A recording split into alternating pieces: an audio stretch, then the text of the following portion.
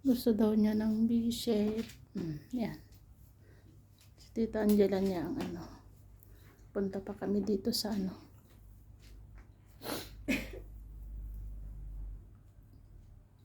Probinsya. Dito kami sa probinsya, nagpaputol ng kanyang buhok.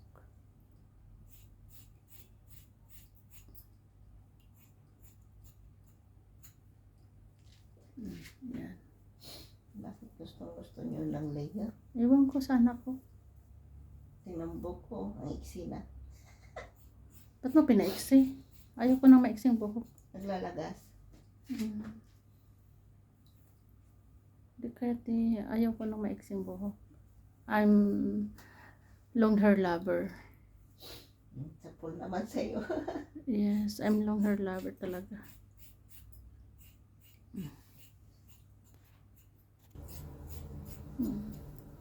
Gusto daw niya ng layer. Ayan, umiksi na kanyang buhok. Hindi, mga ano man lang yung tinanggal ko.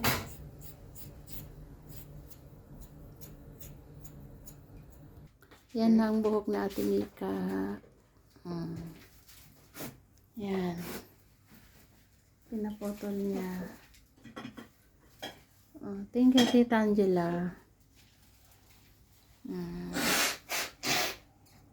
Pumunta siya dito dahil nga nagpaputol ng buhok. Bye-bye. Bye-bye.